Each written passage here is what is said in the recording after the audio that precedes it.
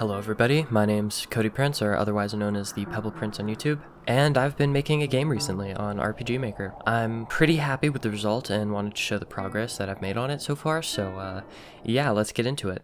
It's a grid-based 3D puzzle game where you can swap between different clones of yourself. The first thing you probably notice is that this is a 3D RPG Maker game. If you don't already know, there's an RPG Maker plugin that actually allows you to turn a 2D game engine into a 3D one, which is quite amazing, and I was completely blown away when I first saw it, and I knew I just had to create a game with it. The game you're seeing on screen now is not actually the game that I had originally been making. Before GlitchHop, I was throwing around a few game ideas in my head one day, finally landed on a concept.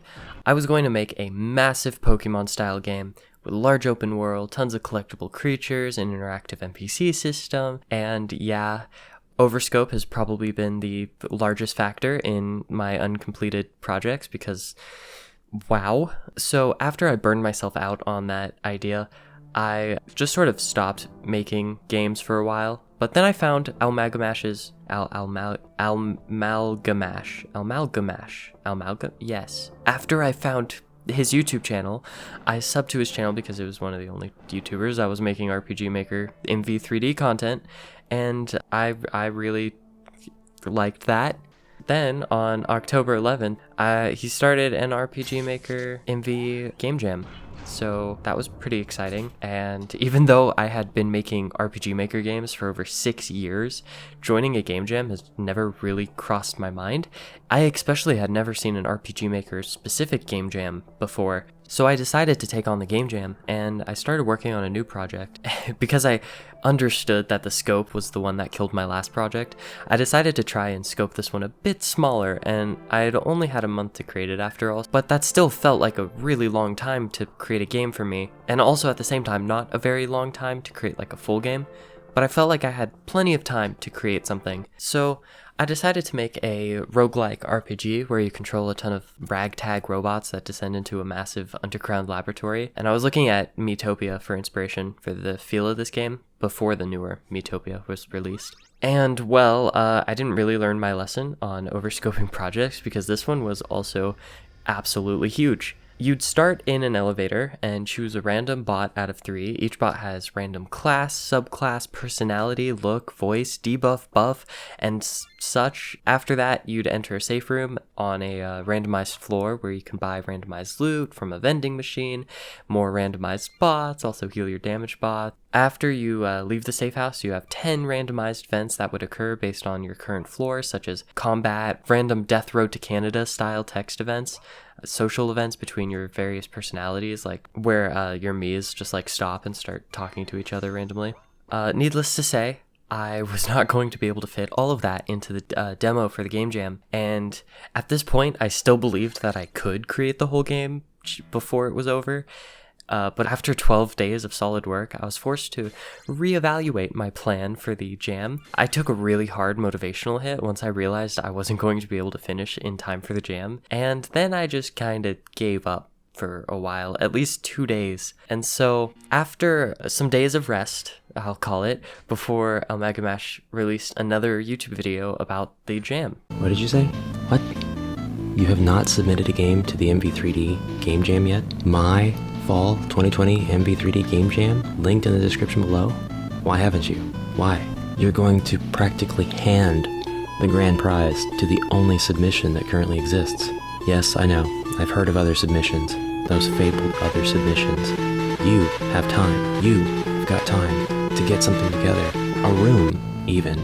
2 rooms. Half a room, maybe not half a room.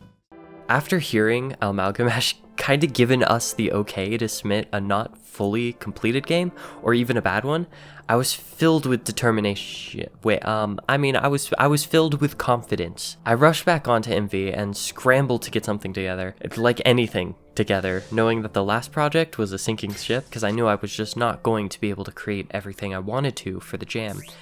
I was completely burnt out on the project, so I opened my notebook of way too many game ideas and got to work. In about a day, I tried 3 different ideas for submissions. The first 2 felt a little off, so I quickly scrapped them and landed on a final idea. And this is when, like, GlitchHop first came to be. I cut the scope down even more than before because this time I finally learned my lesson on overscoping. It only took like 40 games. And then I rewatched Mark Brown's videos on puzzle games about 5 times each and started working on the mechanics for the game. I remember there was a similar puzzle game I played years ago on a Minecraft server called Diamond Fire. On that server, you kind of like create your own mini games and such using their own coding method. It's really cool. You should check it out. So anyways, I played a puzzle game on there. The puzzle game's long gone now. I think it was called like something hard, like cross hard. I forget what the plot was called, but it's gone now. And I remember how the player would swap places with an armor stand to get through levels. And I was so inspired, I decided to use a similar feature as the backbone of my game. Around the time I was figuring out the mechanics for the game, I stumbled across these 2 videos.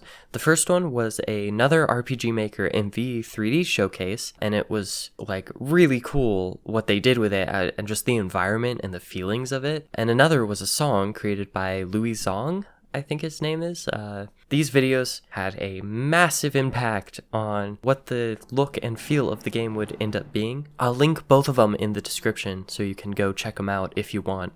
Anyways, before long, the last 15 days of the game jam were up. I submitted the demo and Amalgamash played the demo on his channel, link in the description, you can see him playing that. I was pretty nervous awaiting the result for the game jam. Even just watching him play the game, I was completely overwhelmed. But I nervously awaited the result of the game jam.